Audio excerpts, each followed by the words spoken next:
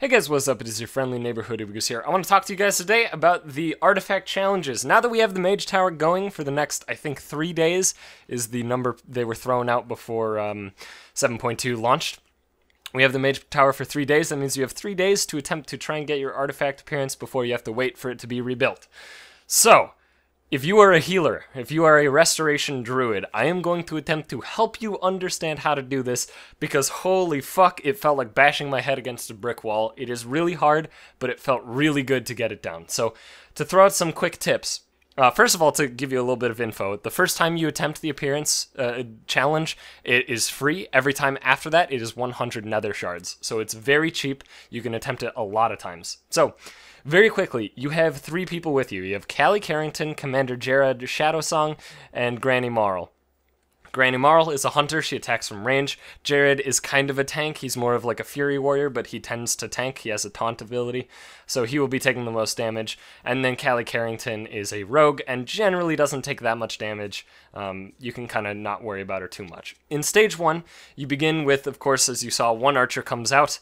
Archers will attack random units, as well as periodically do a mana sting ability, which puts a giant blue arrow there. If the mana sting hits you, I believe it drains 75% of your mana over 5 seconds, so you really don't want it to hit you. So just make sure you get behind one of your buds, ideally Jared, because ideally you have multiple heal over time effects on Jared, given the fact that he's generally tanking. Beyond that, you now pick up the Risen Mages once you get past the first wave. The Risen Mages will just keep casting the Arcane Barrage, which is actually Arcane Blast with the animation of Barrage.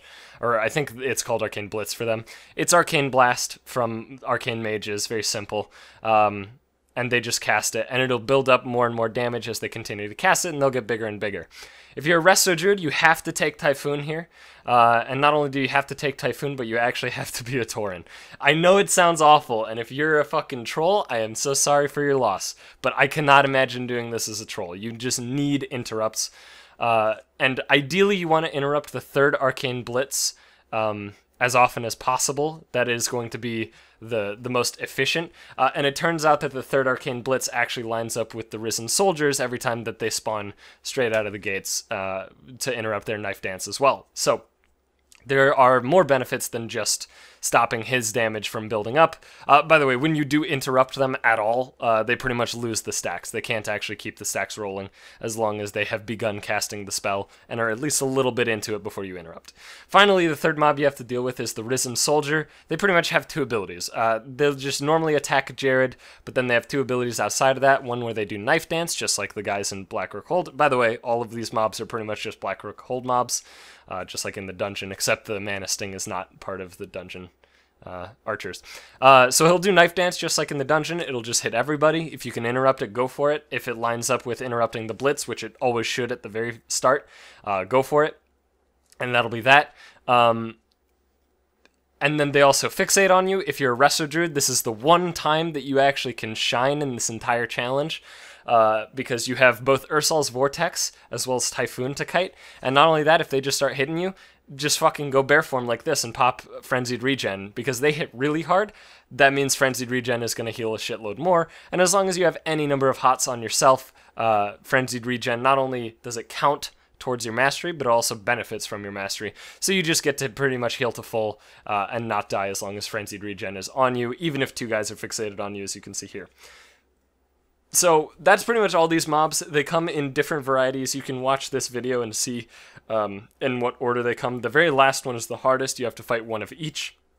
And it's brutal to try and actually interrupt with Typhoon while also getting the arrow, the whatever, Mana Sting to hit one of your buds, because they're going to be chasing after the guy too, unless it's Granny Marl, but it's really dangerous to let Granny Marl soak one, although I do think I let her soak like 3 here, simply because she is not as tanky as Jared, and also she's distant, so you don't get the benefit of F-Flow. Beyond this, it is helpful to throw out a damage effect every now and then. Casting Solar Wraths is fine, but I personally found that putting up the dots is a lot better. Putting up Moonfire, Sunfire is generally better. Also, don't be afraid to use your cooldowns here. In fact, I did use Trank here, but I should have used it much earlier. There's definitely better spots for Trank than this point, but don't be afraid to use your cooldowns. You will not need them for until you actually are allowed to get them back. So throw every cooldown you have with caution to the wind. Fucking just make sure that nobody dies. If any one of your idiots dies, and they only have 4 million health, the thing ends. If you die, it doesn't immediately end, and I'll get to that. But it's over if you die, right? Because you can't continue. But you'll see.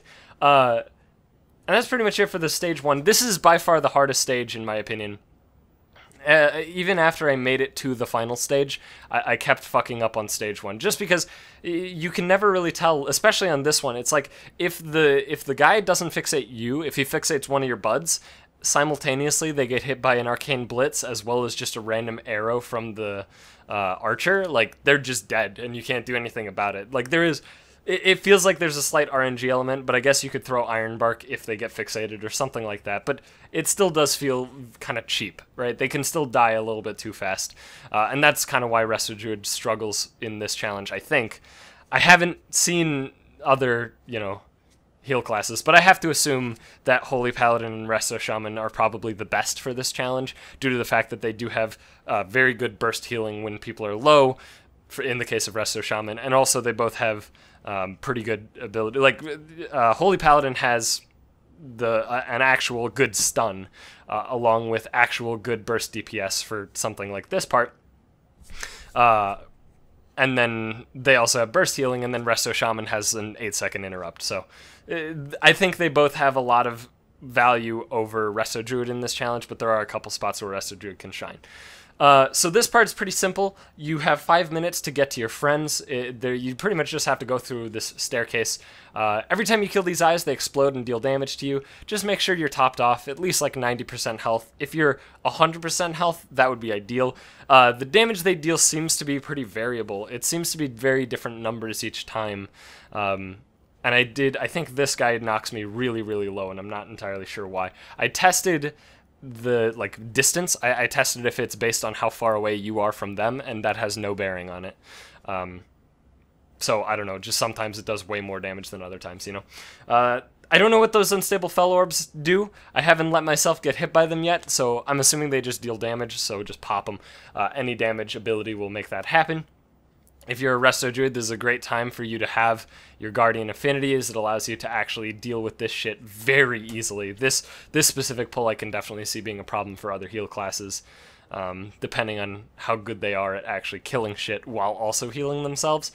So there's that. This is pretty easy though. It's just 3 bats and a Dominator.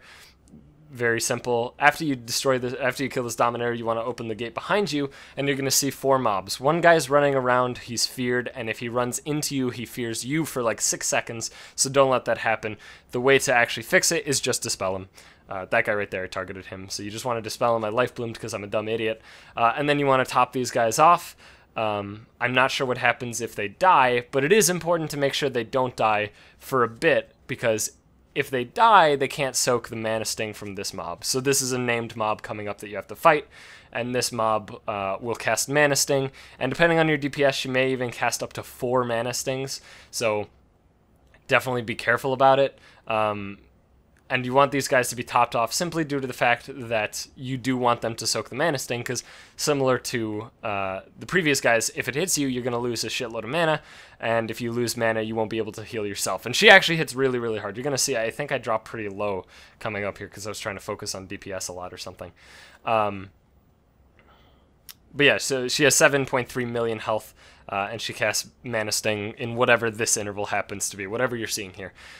So look at how much damage she deals. So if you had no mana here, you were just dead, right? Like, just straight up you would die. So it's rough. This is actually pretty rough. You want to make sure you have good gear. This is a big thing. This challenge in particular, I think, has a very high gear requirement. At least that's how it felt. I'm 903 equipped, like 903.75, I think. And I found this challenge very, very fucking hard. So if you're lower than that, I mean, you can give it a shot. It's not too expensive. If you're a different class, maybe it'll be easier for you, in fact. But It's fucking hard. Okay, and then you get into this room. You just gotta kill this guy. He does the Inquisitor thing where he puts down a bunch of eyeballs. These eyeballs, instead of knocking you back, thank God they don't knock you back, they just deal damage and make you take more damage. So you just want to get out of him and clean him up. These eyeballs are going to slowly creep towards you. The ones like in the room that you were at before, they're just going to creep towards you, and when they die, they explode. Very simply, I just try and avoid as many eyeballs, twirling eyeballs as I can. Clean these guys up. I have a minute 20 to clean these eyeballs up, and then we're good to go. So very easy, and these eyeballs don't have a lot of health, so assuming that you had the DPS requirement to take down the Mana Sting lady, this should only take you 30 seconds tops, because they have about 1,000,000 health pop. So once you clean up these eyeballs, you free your friends, and you have a moment to chill. In this moment, I would recommend rebuffing if you need it, if you are chaining attempts and you don't have food buff up, something like that. Maybe drink something to get your mana up, because you're going to need all of your mana coming up. And then we get to talk about this next bit. So you approach the final dude with your pals, and then they start fighting each other, right? They're convinced that they're demons or something to that effect, and then they start battling each other. And basically you have to keep them alive so they don't kill themselves. Not only that, but also periodically 3 mobs from the outer ring, you see all those mobs on the outer ring, are going to get dragged in towards the center, towards this guy. You have to heal them up. They start at around 200, 300k health. They have a max health of 2.5 million. You have to top them off to save them. And if you do not save them, then they get stuck on the bubble of the guy in the middle. You have to save 8 of them to progress to the next part of the stage. And also, if any of your pals die, then you immediately lose. So it's important to keep your guys alive, but it's also important to make sure none of them get, as few of the enemies get to the bubble as possible, which I will talk about in a bit. I will first quickly talk about the strategy I had. I tried to quickly identify which of these guys was getting hit by 2, because they kind of stick on each other pretty hard, right? They stick on each other kind of like glue. And then I set this up and put a flourish going, so I didn't really have to give them the most attention for the first set of these guys that spawn, so I can at least kind of nuke heal and try and get as many of these guys as physically possible. So basically what I did, I rejuved the first guy, rejuved the second guy, rejuved the third guy, then I cast a Wild Growth, get Wild Growth on all of them, I have Essence of Ganir flowing, and then I just regrowth with a Swift Mend on one of them, top all 3 up, make sure that none of them get to the bubble. That guy was really fucking close. And then I care about my friends a bit, make sure none of them are dying. Pop Iron Bark on Callie Carrington, and then we're on to the second one. This one, I intentionally let 1 go. I only aimed for 2, simply due to the fact that because I do not have Essence of Ganir, if I try and spread myself too thin, I won't be able to save all 3, and if I can't save all 3, there's no point in trying to, because I could potentially ruin the chance to even save 2. So I only saved 2, I let 1 get to the bubble, and then on the third one, I'm planning to use Tranquility. Now, because I have the Tranquility Boots Legendary, I think this actually helped me, because these mobs do stay under 60% for a good bit. So I pop Trank here, which is going to save my buds, it's going to keep them alive, and this Trank on its own is more than enough to clean all of these guys up, and then we're good to go.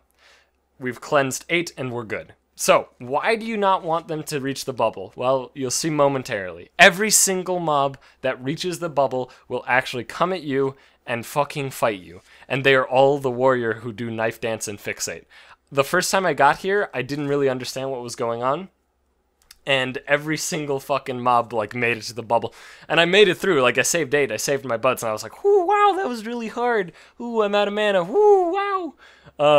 And then, you know, fucking 13 of these guys ran at me and I just instantly died. So, it's rough, right? It's rough. You want as few to make it there as possible. Using this strategy I used there, you'll only have to deal with 1. Dealing with 1 is very simple.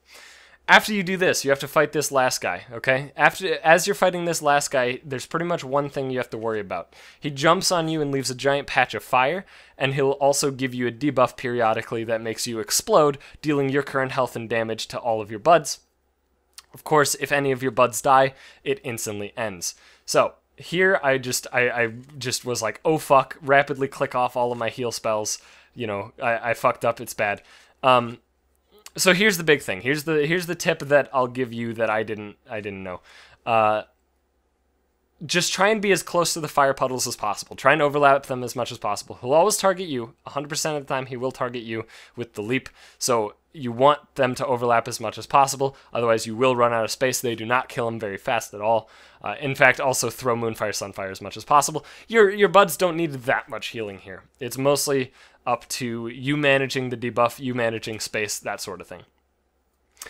And beyond that, it's really not too bad. This part's not too bad, but you'll see what happens, and I think I will hush up so you can hear my actual reaction.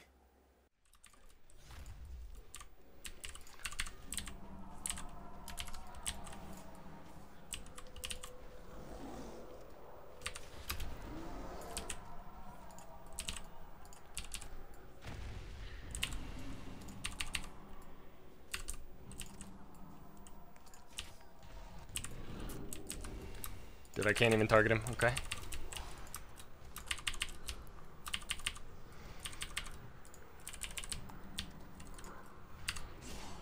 There's no space. Fuck!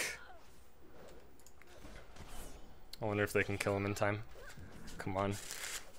Come on. Come on, Life Bloom.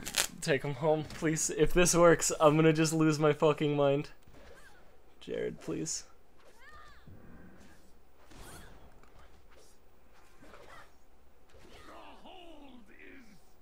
Did I do it? I hope you have found peace, Commander. Did I do it? Thank you, hero. I'm gonna chill. We stopped the Legion from driving away Jacob's forces. The Kirin Tor will be pleased to learn of our victory. Did I do it? They gave me something to see your way back to them. Did I do it? If that worked! I don't know if I did it. I have no idea if that worked. Well, I'm supposed to go to Dalaran, so. My life. It worked! Alright, and with that being said, this is what the Resto Druid artifact appearance looks like. It's pretty fucking rad. If you get the appearance from these challenges, the second skin requires you to kill Jaden on Heroic, so we cannot do that until Tomb of Sargeras unlocks. The third skin requires you to win 10 RBGs using the skin. And then the final one requires you to just kill all Legion dungeon bosses with the skin equipped, which is no big deal. And that's pretty much it. Thank you so much for watching. I hope you found this video helpful to you. Maybe you can actually complete this before the Mage Tower goes down. If you can't, I'm sorry. This is a fucking hard challenge. It's really fucking hard. I felt like I was just wasting my time, honestly. I was about to give up before I finally was like, okay, I'm gonna go for it. But anyway, thanks again for watching, and I'll see you guys later.